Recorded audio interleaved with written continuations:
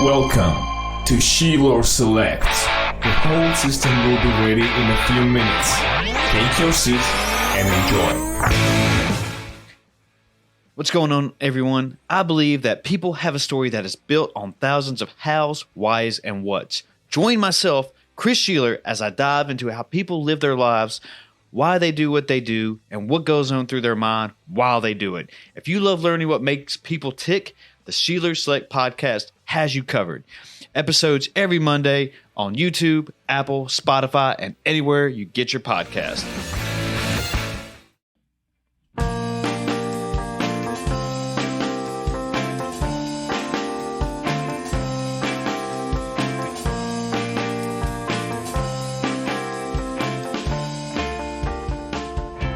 Hello, and welcome to Fact Schmacks, the podcast good enough to get you a C minus.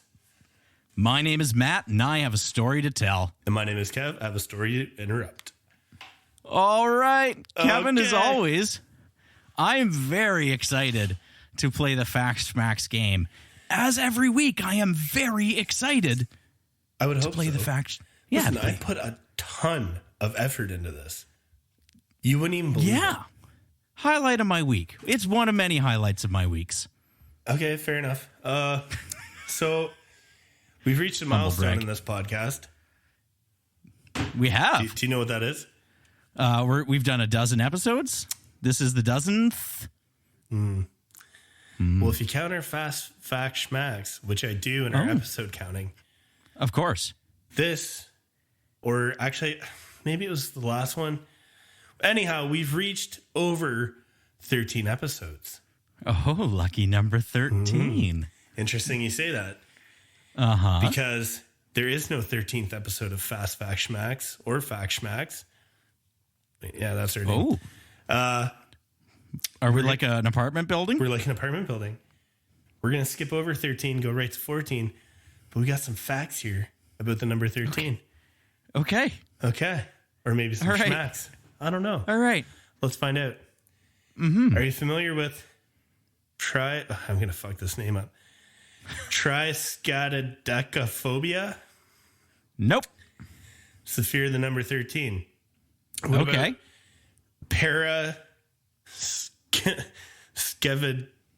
Jesus Christ. Who comes up with these names? I don't know, but if the's one you can suddenly pronounce, I'm going to know you made that up. Decatriophobia is fear of Friday the 13th. Okay. Those are some bonus facts. Okay. So yeah. So we know, like a lot of buildings don't have a 13th floor. A lot of cities don't have a 13th street. Why do you think the big fear of Friday the 13th? Oh, okay. Why is the number 13 considered unlucky? Or just, I don't know. Just in general.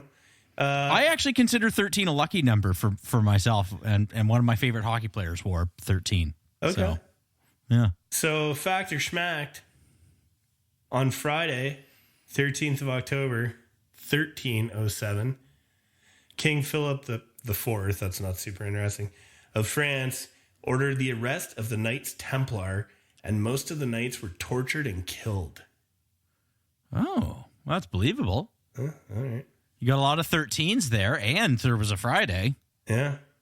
Uh-huh. Fact or schmacked, the number 13 is recognized as a sign of good fortune to Buddhists, who often make it a point to spend the 13th of each month attending to and providing care to their loved ones so as to provide them good fortune. I think the the careful reading that you did of that belies the fact that you didn't make it up. So totally believe that one. Okay. Fact or schmacked. Uh-huh. The United States. Why do you read so much into this stuff? Just, I can see you, so.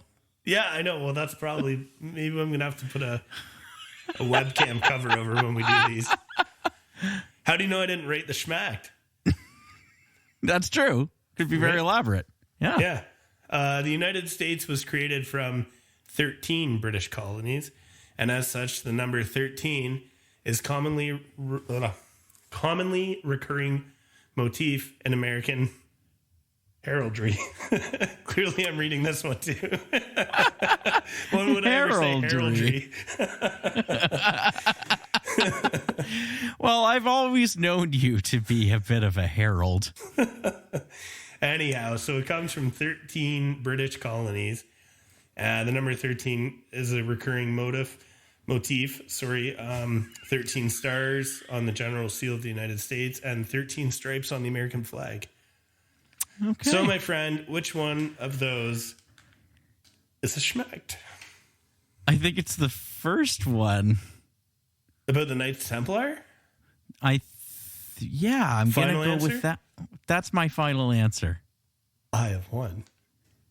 Really? Yeah. Which fancy word did you slip in there? I made up the one about the Buddhists. Really? I mean, you know what? I didn't really dig deep into Buddhist mythology or anything, but I don't know. I was just like, oh, this sounds pretty legit. Yeah. Oh, wow. Well, good for you. Yeah. I'm going to blame Matt Sundin for that loss because he's the aforementioned. Start keeping score here. We do. Yeah. Yeah, maybe, I don't know, maybe go back and tally it. I don't know if you're interested in doing that. Well, there's your facts schmacked game for the week. Well, that was fun. Wasn't that a blast? I am one of those weirdos that thinks, that laughs in the face of, I'll walk under any ladder. Well, I won't walk under ladders generally because I think there's a good reason to be superstitious about that because it's dangerous. People might have something on there, and also people on a ladder don't need to be dealing with somebody walking underneath it, right? I completely agree with you. I would say I'm not superstitious, but I do say I'm a little stitious. It's just slightly stitious. I'm slightly stitious. I am no stitious. No stitious I'm zero. at all. Yeah, I'm zero stitious. Yeah, no, I actually I don't like the number 13. We're not going to have an episode 13. I'm going to skip right over it. It's just a number. It can't hurt you. I know, but it's just fun. We're going to have some fun with it. Because I'm a little stitious. That's actually an interesting segue into what I wanted to kind of muse about. And it's, I want to put you in a bit of a hypothetical situation. Those are the best to find yourself in. They sure are. And you're going to have to really stretch for this one. I want you to imagine that I'm a bad friend. Dude, where do I get the motivation for that? I want you to imagine that I'm the sort of bad friend that doesn't know like a good prank from a bad prank. So let's say you've got people. That's more like me. Yeah, I know. Let's say you're having a party and I show up at the party and we're having a party. So yeah. And especially right now, but let's say we could have a party. And I show up and about half an hour after I get there, I come up to you and I say, hey, just so you know, I dropped something into your drink there and it's going to make you feel a little nauseous and it's going to make you feel a little itchy, which is obviously like the biggest dick move in the world. I feel like that's more of a memory than a hypothetical situation. No. And, so maybe you kick me out of your house or whatever, because that's just a horrible thing to do. Not cool. And you're sitting there and you're stewing over that. And all of a sudden, oh shit, wouldn't you know it? You start feeling a little nauseous and start feeling a little itchy there. But 10 or 20 minutes pass and I, knowing a good joke shouldn't be assault. And I call you back and I say, hey man, I was just kidding. I didn't actually put anything in your drink. That would be crazy. That would be nuts. It turns out I didn't. I just told you I did, and you started to kind of feel like, ooh, maybe you did, and you started to feel itchy, right? Like a little hypochondria? Well, it's actually a well-known thing. It's called the nocebo effect. I'm sure you've heard of the placebo effect. Yeah, placebo. Where you give somebody like a fake drug and tell them it's helping them. Right. And they, generally there's a lot that goes into it, but just the idea that somebody has helped you will have like something of a healing effect. You will at least self-report feeling better, if you want to put it that way. Well, the nocebo effect works the same way. If you give somebody a placebo and they expect that there might be certain side effects associated with whatever they think they're going to take, they might experience those side effects anyways because The people in the study are expecting it. So certain trials will have, either deliberate nocebos, or they'll have to plan for the nocebo effect. And just as an added little bonus fact here, placebo is Latin for I please you, and nocebo is Latin for I hurt you. Interesting. Yeah. So I don't really have like a whole lot to go on there, other than like, isn't it very interesting how the power of, there's almost a there's a mind over matter effect, but in reverse, right? Like if you think you're going to get sick, you very often can not necessarily get sick, but fool yourself into thinking you are anyways. Yeah, I can see that. That's kind of neat. I didn't know nocebo was a thing. The nocebo effect. Nocebo. It absolutely is a thing. And there are like nocebo pills that sometimes get handed out. You got to control for actual side effects versus, yeah. Does nocebo kind of sound like a bad 90s Canadian rapper name? It I'm does. nocebo. I'm nocebo. Or just like a knockoff. Like if I was doing a placebo cover band, I'd be nocebo.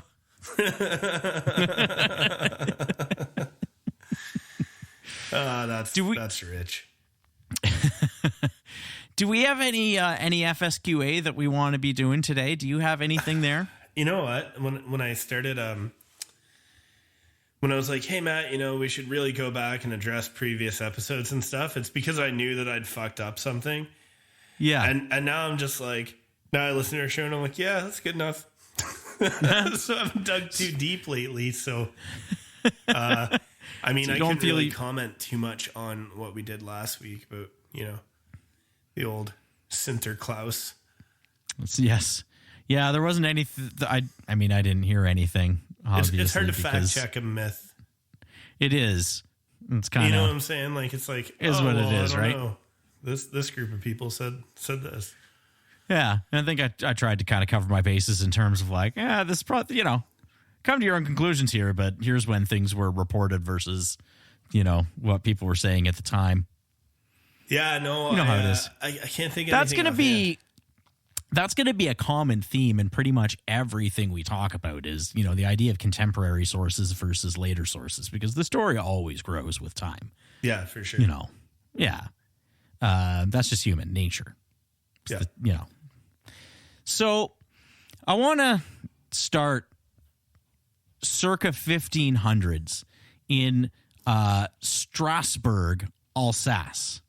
The Alsace region in France is a sort of Franco-German mix area. It's right on the border between France and Germany. It actually was ceded, I believe it was ceded to Germany in the Franco-Prussian War, and then France got it back in World War I, and how things go from there roughly in terms of European history. But in this particular time, it was part of the Holy Roman Empire, and it was kind of the backwater of the Holy Roman Empire. And things had been rough, let me tell you. Rough. They had been through the bubonic plague just a few generations ago. They're only a few generations removed from that. And you know how like a pandemic or a plague can have like profound effects on people? I don't know if you've got any experience with something like that. No. Did they run out of toilet paper also for no good reason? It was a little worse for them, so we don't have that much to complain about. Yeah, but, I don't want to get into the whole pandemic thing because it's been done to death. If you want to argue about the pandemic, just go on Facebook and scroll for about 30 seconds. You can find an argument to jump in. But what if, just for a minute, maybe something like as bad as the bubonic plague happened today? Right. How fucked up people with COVID don't have like boils on their skin, dude. That are like, oh my god, I can't even think of it. Oh, it's So, we don't have things rough. And just a quick history of the years leading up to the year that we're going to ultimately be talking about, which is 1518, is where we're going to wind up. If you're a big history fan, you might already know what we're talking about in 1518 in Alsace. But in 1492, there was famine. Columbus sailed the ocean blue? Yeah. In 1493, guess what the region got introduced to? Weed. Syphilis. Oh, syphilis. Yeah, Oh, there was man. a giant syphilis outbreak. That was bad for a bunch of years. In 1507, there was a famine. Then the bubonic plague came back, but it's cool because in 1511, there was a super bitter winter that apparently killed the plague, but also gave them a famine in 1512. And then again in 1514, the same thing happened.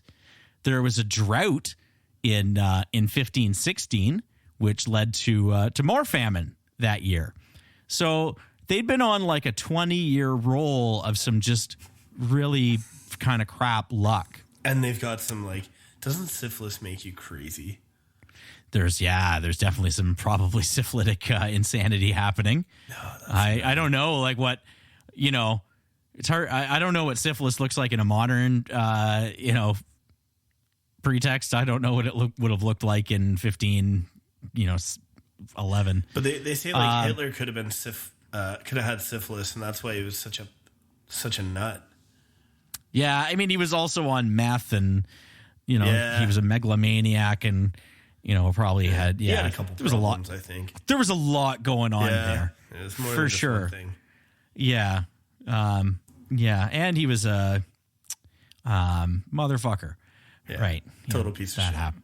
Total piece of Alleged. shit. No, not allegedly. No, he wasn't. no. Yeah. You do not need to allege that. Yeah, that wasn't alleged. He was 100% a piece of shit. He was 100% an absolute piece of garbage. Hot take. So maybe, that's all going wrong. And where do you turn to? You turn to the clergy, right? In this time, in this area, in era. this time, in this area, you would, yeah. You would, for sure. Yeah. Surely the clergy is going to help. Well, in that day, in that age, in that area, the clergy were kind of notorious for hoarding booze and meat. Okay. So they weren't really helping so much as being bad in that situation. They were just kind of hoarding all the good stuff for themselves. Like a little there was tuck action. Always drinking. Yes, very mead. Back to the Robin Hood from absolutely. Their Fast Fact Schmacks episode. Apparently, or the bishop that was marrying them because he was crooked. Friar Tuck pushed him out the window at the end. Oh yeah, and Prince of Thieves. That's right.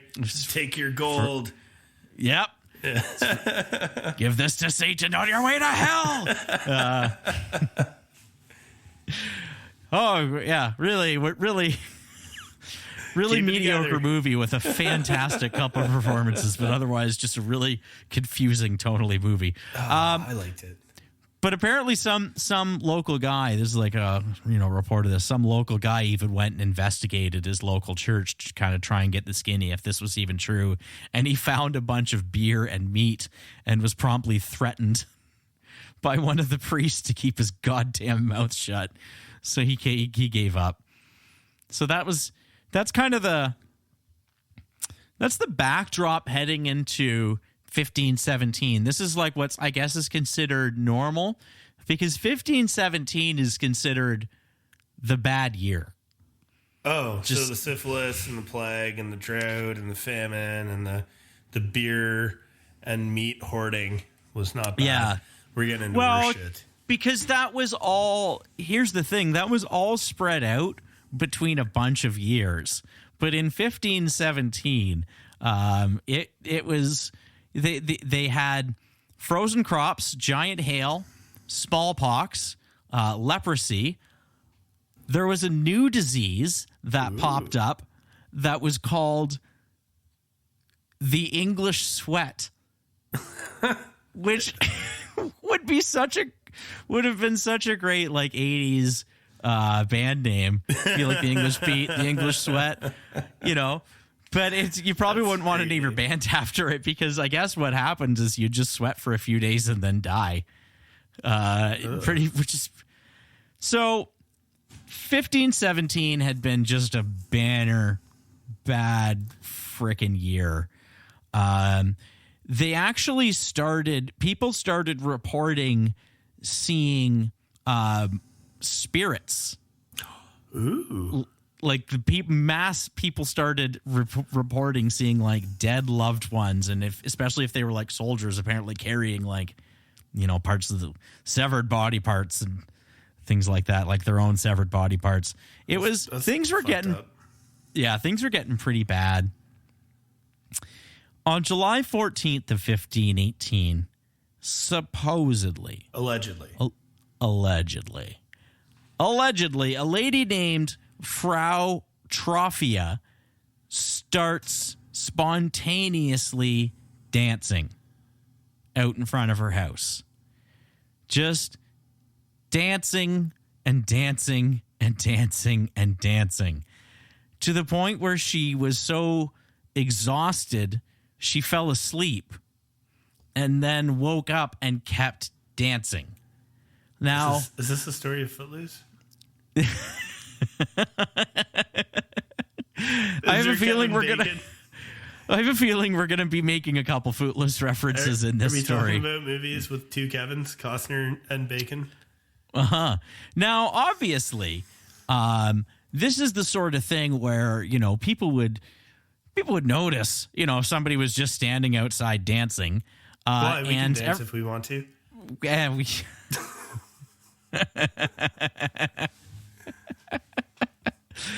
But really, you know, then as now, it would be kind of a weird thing to do in front of your house, to the point where you were so exhausted that you fell asleep and then you woke up and kept dancing. People do that on my street all the time, dude.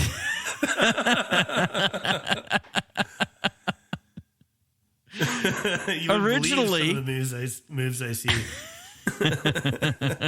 A lot of the sprinkler. Yeah. Originally, and keep your best dance names ready, because we're going to need some. Originally, the townsfolk kind of blamed this on, funny enough, on her being lazy and spiting her husband because she didn't want to do her housework. So just kind of wrap your head around. Rug instead of. Yeah, like wrap your head around clean the rug. That piece of. But like, you know, I'm too lazy to clean the rug, so I'm going to stand in front of my house and dance until I'm so exhausted that I can't move. And then I physically collapse, and then I get back up and I keep dancing. You know, I understand your argument, but I will say I would rather dance than do a lot of other things that might require less energy but are way more boring. Yeah. So well, I'll give her that. Yeah, she did this for days. By day 3, apparently blood was starting to ooze out of her shoes, but she would not or could not stop dancing. Was she trying to win like a old-fashioned wagon? from a town crier. Was there a giveaway that nobody knew about? And she was like, yeah, I could dance for 3 days for a new wagon. Well, wouldn't you know it? She started gaining a bit of a posse. Other people started dancing with her, and they couldn't stop themselves from dancing either. This sounds like a musical. It seemed to be kind of spreading. And once that happened, another theory started to kind of propagate. And that one was that Saint Vitus, who was a patron saint of epilepsy, I believe, and was known to cure people with epilepsy. All right. But I'm not making the joke. Keep going. But also to give people he didn't like epilepsy. Oh, God. Which I think is so hilarious. So they were blaming that on Saint Vitus, because obviously I guess that's the closest thing that they could kind of rationalize this spree of dancing. And I want to be very clear, like, I don't know what you have got pictured in your head. I'm very happy to tell you exactly what I have pictured in my head. Funny wait. Funny you should mention it. I picture this starting out as a scene from Glee and ending up as a scene from Thriller. Like, everybody's just getting bopping away, and then by the end they're like, just like zombies. but nobody can stop, and they're getting increasingly more concerned. Must have been a good tune. July 21st, there's at least 34 people doing this. And the first flash mob. You're maybe picturing like dancing. Yes, the contemporary reports are very clear that these people weren't like having seizures or flailing their arms around. They were dancing, like rhythmically dancing, but to the same rhythm. Eventually, but I don't know. We'll get there. I don't know to start. I wonder if it's like, you know how things will eventually just sync up? Mm-hmm. Like if you... Yeah, like sympathetic rhythms. Sympathetic rhythms and harmony. Or sympathetic waves across, sympathetic harmony. Sympathetic harmony across, it has to be like a connected system, but yeah. Yeah, like how if you have like a vibration in a part of a machine, it can eventually start to cause issues.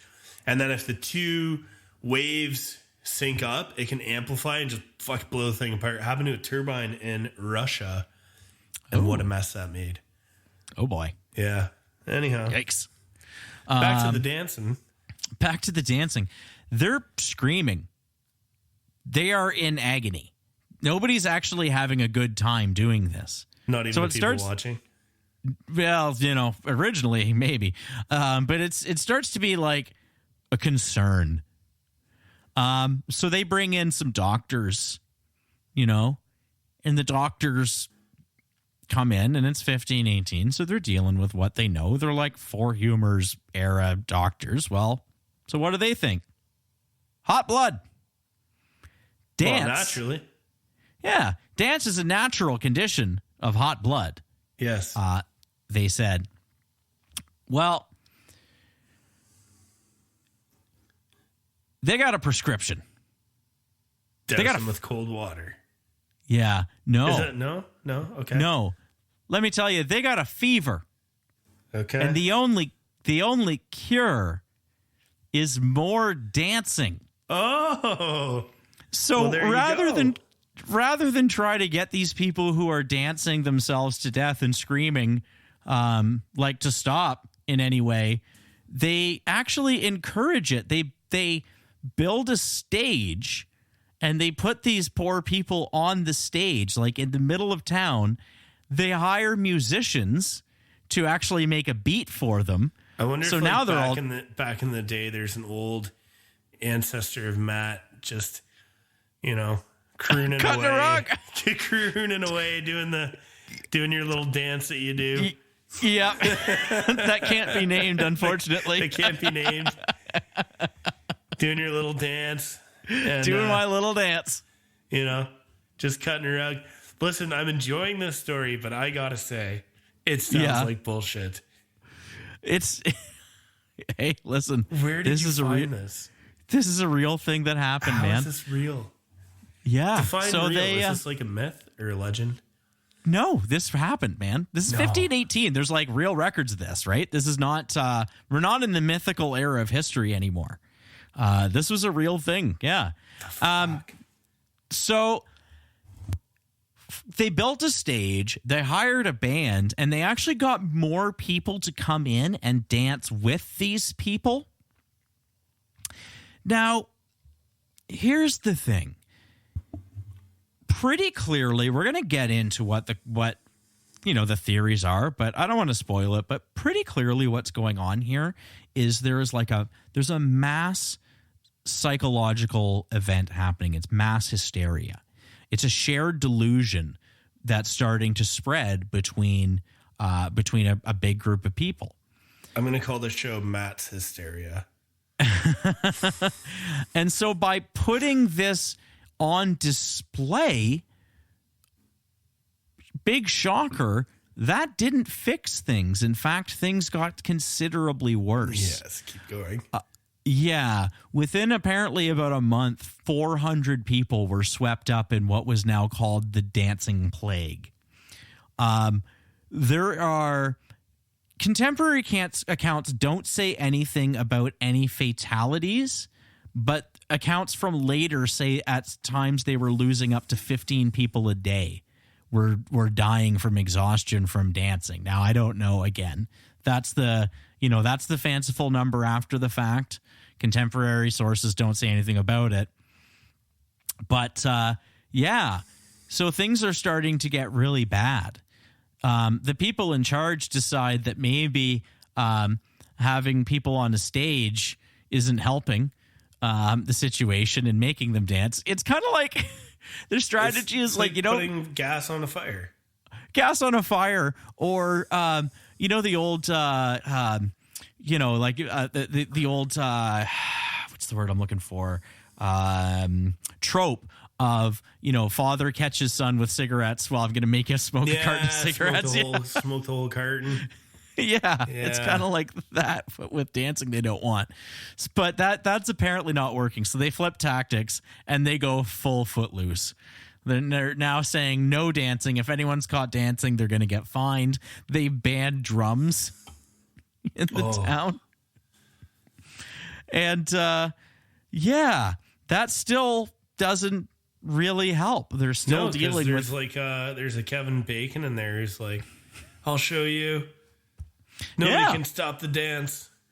Well, nobody express could myself. Nobody could stop the dance. Eventually, what did stop the dance was that the afflicted people went to go pray at the Temple of St. Vitus, which was about 30 miles away. They basically got them all on wagons and dragged their flailing asses 30 miles. And what they did is they built a big wax statue for the for St. Vitus to maybe say, I'm sorry. Not the dancers. That thing would look terrible. No, like the kind of religious class people, to say like, I'm sorry for hoarding all the meat and all the beer there. They had their own little offering of a big wax statue apparently, and they gave all of the dancers, they gave them each a penny to give to the statue, which was real nice, and they put a nice pair of red shoes on all their feet, which, that was pretty nice too. Where the fuck do you get these stories? This is they gave him a nice little pair of red shoes, and so they lead each dancer through, and each dancer goes through with their nice little red shoes, and they give their penny to St. Vitus, and it worked. They all got better, and that's where the story ends. For a month, 400 people in Alsace in France, what was Holy Roman Empire at the time, but is now France, couldn't stop dancing. And they took him to a temple, put red shoes on him, gave him a penny, and that fixed it. So what happened, right? Like, we know more now about things, right? So what happened? I'm speechless. Right. I want to make so many jokes at one time. It's like when all three Stooges tried to go through the door at the same time. And I have nothing. You need to just calm down. Just calm down. This is the most insane. You talked about a flood of molasses. Yeah, no, there was a dancing plague. Totally believable. Yeah. I can't. So Can't wrap my head around it. There's some theories, the fringe theory is that there was bad grain. Oh, okay, yeah, I've heard about this. Where they had basically the rye would ferment and essentially turn into LSD. Yeah, and actually that's some people think maybe Salem witch trials had something to do with that. Yeah, I remember that. Yeah, that's not when what my bread goes moldy. I'm just like, yeah, fuck it. Let's just eat it. Maybe I'll let's get weird. Let's roll the dice. Maybe I'll write Alice in Wonderland. Who knows? This could be my magnus opus. But that's actually not really what the prevailing theory is. The prevailing theory is that these people had been through a pretty much near apocalyptic event a couple generation past with the bubonic plague. Then they go through about 20 years of absolute horrendous conditions. Then they have 1 year that's like a greatest hits compilation of all the shit that they had gone through in the last 20 years. And then one person just snapped, and it was a social disease. It was a mind disease. Funny you say social disease. Do you know what my theory is? What's your theory? It was the syphilis. That's funny because I was sitting here waiting. As soon as Matt stops talking, I'm going to drop this. It was the syphilis. I got this sweet syphilis joke. I can't wait to drop. And then you just brought this perfect segue for me. Yo, new syphilis joke just dropped. Man, I'm telling you, like it's there's no way. No, that's it was any of a thing. So there's a thing called folie à deux, which is shared delusions. But this is the mass equivalent. I think of that. we're living in folie à deux right now. We're like, hey, we're gonna be podcasters.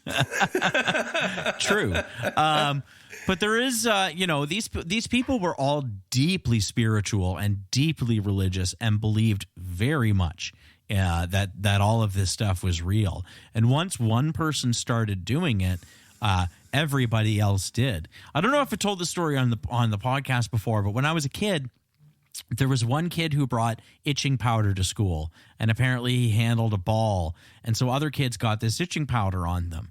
And then they announced it over the PA that anybody who had been playing with this, with this kid and the ball, I'm not going to say his ball, had, damn it. You ruined all my were jokes. potentially exposed to itching powder. And because they announced that, like, man, every kid was down there itching. I was down there itching. Every kid was down there itching. I don't know if I touched the damn thing, but they had said it, and so it became real because you think it, right? I think So given your paleness, that as a kid, if you had any kind of itching powder or anything, you would have broken into a pure rash. Oh my God. Yeah. Your eyes would swell up. Like they know. They're like, Matt, you're okay. We know you're fine. Yeah. Yeah. I'm very pale. Ladies and gentlemen, you can see his heartbeat through his shirt. But yeah, I mean, that's not even the first mass hysteria event involving dancing. That's just the most well known. There were other very similar events, although none of them happened supposedly for as long, but there were other events. Other than the 1021 one. Apparently that happened for a year, but that's clearly bananas. In 1021, 1247, and 1374. So there is a possibility that this is like a well-known trope. Sometimes that does happen. Like this is a dancing thing for all those other years, or just mass Yes. hysteria? No, a mass dancing thing. So it wasn't even the first time that had happened. Listen, let's do some math here and figure out what the cycle is. Maybe it's like, how It's like a pattern. It's like every 27 years or something he comes back. Mm-hmm. Maybe we should look it up and figure it out. We could save humanity. I'm not sure about this. There could be a correlation. You're getting dangerously close to numerology there. Listen, all the best things, Jeepers Creepers. He came back every couple of years, right? Remember Jeepers Creepers? Absolutely. Castlevania, Dracula comes back every couple of years. Every couple hundred years or every 100 years. Dude, I'm telling you, it's not about numerology. I'm telling you, there's something here. I don't think there's society. I don't think there's anything. I don't think there's anything here, and I think dance is now here to stay. People don't need to dance. What do you think the last recent mass hysteria event? There, a cult, maybe. Yeah, there's like Jim Jones. I don't know if you consider that a mass hysteria event. Yeah, I don't know. Without getting, I don't want to get political with the pandemic, but there's certainly some opinions out there about, what's happening with the pandemic that I would consider almost delusional. Maybe read into that whatever you will, but I think there's at least some people who aren't one segment or the other, but at least some people who aren't really living in reality. Yeah. Well, there's got to be, right? They can't both be right. Right. There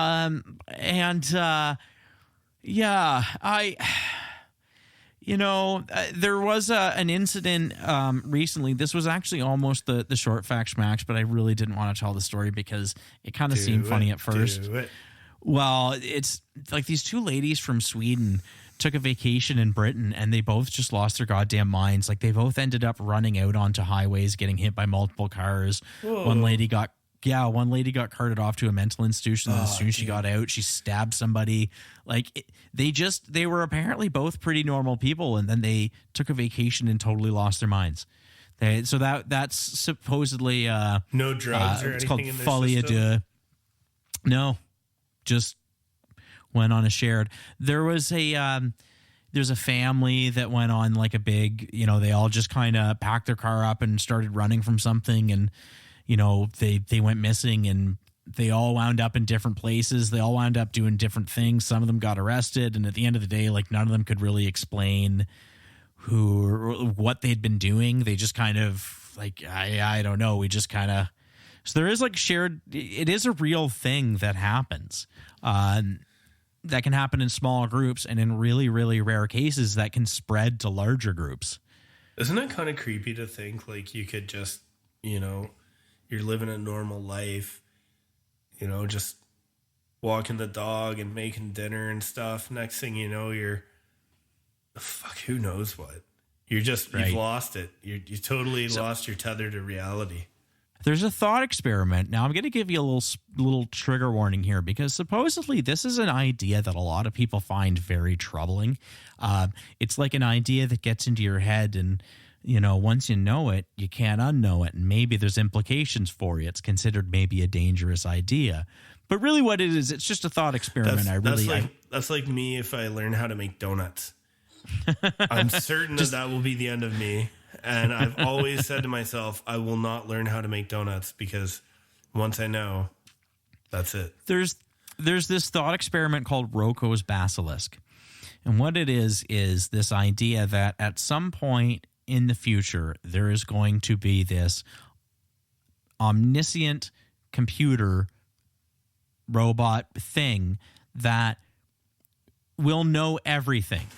It's going to be a perfect machine that's going to know everything. And once it comes into existence, the first thing it's going to do is it's going to take everybody who did not directly help bring this thing into existence, and it's going to torture them, let's say, for eternity. It's going to even smart enough can figure out how to do that. Dude.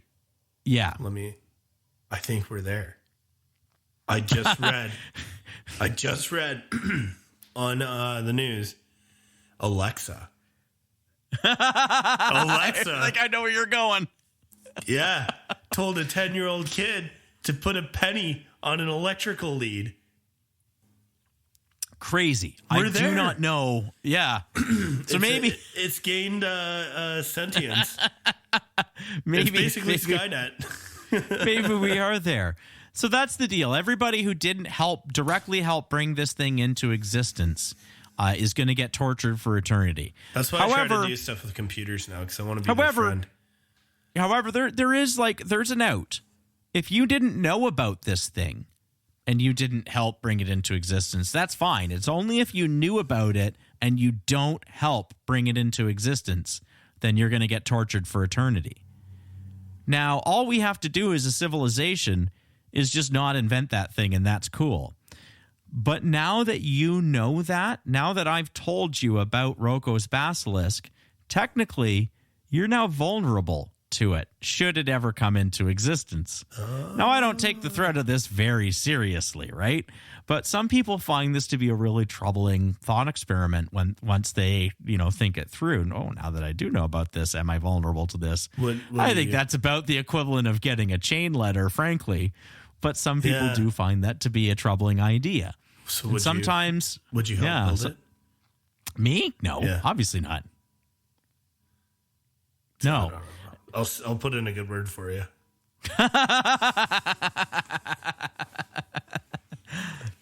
I mean, I say that now. I'm sure I can, maybe I can have a change of heart if it starts looking like it's going to be likely. Like I can switch sides and be like, just throw the last screw in. Yeah, there just you go. Check it out. Like, oh my God, Basilisk technology is really coming along lately. I better make sure I'm on the right side of this one. It's funny, like, it's kind of different, but like, you talk about a technology that they build that they're kind of like, I don't know, maybe it ends the Earth. Like when they made the nuclear bomb, there were scientists on that project who were like, we talked about this. I know. But then there's the whole CERN thing too. Like when they made the dark oh my matter, God, that was so were like, wild. What if? Yeah, but I mean, if you hang on. you don't know. Whoa. Just. They did not make dark matter. They did not make dark matter. But they were worried that they would make like some kind of. They made the Higgs boson particle, right? What they were worried about was making just tiny black holes, and maybe there would be an invasion. Oh, a black hole in fucking Sweden? That's awesome. That would be great. Wouldn't that be wonderful? Wouldn't that just be great if it grew? Here's what actually happened there, though. This is pretty much exactly it. They were doing the project, and so there was this theoretical question that wasn't very likely, but they thought, hey, maybe somebody should just look into what's the likelihood that this can happen. And that person went off and wrote a paper, and the paper came back and said, likelihood is nil. And then some people who want to get hysterical about just about everything took the fact that somebody went out and investigated it to say this is totally possible, and not just them doing their due diligence and making sure that maybe we don't want to make a black hole, but there's all sorts of. One of the theories about dark matter is that there's tiny what's called primordial black holes, and there's just millions of them everywhere, but they're just so small that they don't really have an effect. They have a net effect of gravity, but they don't really. Yeah, that's one theory of dark matter. It's not the most likely, but just there's your. Okay, so I'm just gonna back up, and I'm just gonna reiterate and double down on this. Okay, you're doing a science experiment where, hey, maybe we should consider the fact that we can make a black fucking hole on Earth that could wipe out Earth, destroy, everything we know. No. And they come back and you're doing that experiment, and you kind of go maybe. And at that point, you have to be man, that's crazy. You can light, with the nuclear bomb. Yeah, maybe we ignite the whole fucking world. Okay, maybe you're flying a little too close to the sun there, Icarus. You're getting a little too carried away. So there is, so one thing that's actually being looked at right now is to try and figure out if there have been small black hole impacts. I was just watching a video. We're getting off on a little tangent here. This is fun. Okay. There was the whole show's a tangent. So they're looking at craters on the moon and trying to figure out they've got a model for what a small black hole impact might look like. It would just kind of fall through the planet. It wouldn't be great, but saying that creating an atom-sized black hole is going to wipe out life on this planet is unrealistic. What if it's growing right now?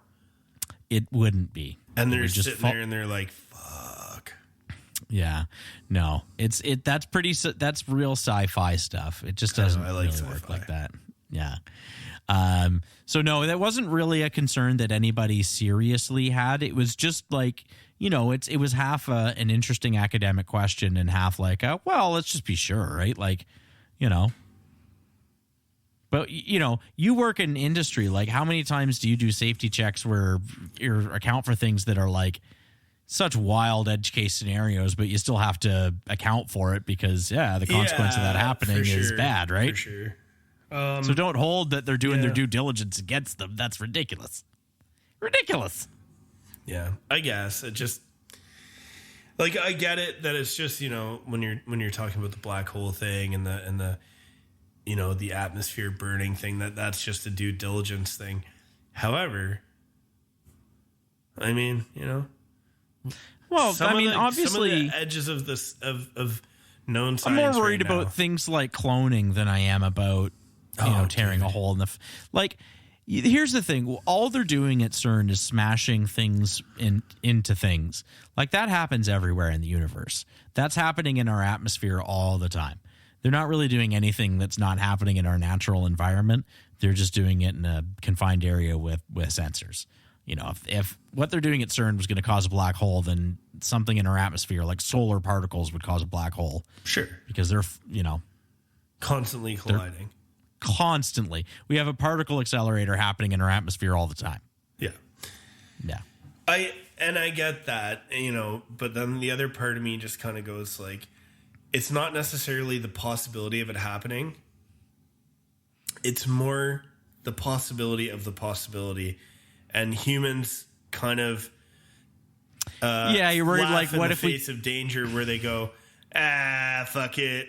But like even something as simple as, okay, like you talk about the black hole can't happen and the A bomb won't ignite the Earth. However, any nuclear power plant has enough nuclear material that if those systems that keep it cool and keep it safe aren't functioning, I mean, that's it. Yeah, I mean, I don't know. Like, and we have that available now where we can literally wipe out the Earth. But so for example, the CANDU reactors, if I'm not mistaken, control rods are all electromagnetically controlled, and if power goes out, gravity just drops them. Sure. Right? Okay, sure. Yeah. But the other thing that you're not considering is like with Fukushima, one of the biggest problems, granted it blew up, but the biggest problem was that they couldn't keep the pool full of spent fuel cool. The water boils off. That shit's hot, man. Like, oh yeah. That was a huge issue. You wouldn't believe how hot this shit is. And it can sit underwater. And it's like sun hot. Yeah, dude. Like, yeah. You take that water circulation away, and that's a big problem. Like a big problem. And that was probably the biggest problem at Fukushima was that all the stuff, as far as I know, all the stuff in the pool was like melting down. Oh yeah, and they couldn't get water in there fast enough. Yeah. And we have that, and that, like I said, that could, like, if that thing had gone really, really bad, how big is Japan on the grand scale of things? Like, you could have wiped out all of Japan. And they're like, fuck it. Well, I don't think anybody's like, fuck it. Like, but to a degree, there's a little bit of just, fuck it. We need power. Well, there's no new, other than the like that you said there's a new plant going in Toronto. That's like the first new plant that's gone in Ontario in years. Yeah. Better do that than coal plants or, It's a SMR, small modular reactor is what it's called. Yeah. Yeah. But I know it's just... Well, we'll save this discussion for the next time we talk about a nuclear disaster because that's coming up. Yeah, undoubtedly. Undoubtedly. It just like I said, it just kind of blows my mind that humans are just kind of like, like maybe we'll make this or that or we'll do this, and there's all these consequences that could come from it. I'm sure. There's consequences that come from everything, right? Yeah, I guess. All right. Like nobody can set the world on fire yet. Well, actually somebody can. Like there's 2 or 3 people that actually absolutely could do that. But, I don't mean like random science guys. I mean like, political leaders. Yeah. Yeah. No random science guys can do an experiment that's gonna ruin it all yet. Oh, if it was, it would totally be Bezos. He's got like a Dr. Evil vibe. Once he did the rocket thing, I was like, oh, it's so Dr. Evil. You lucky bastard.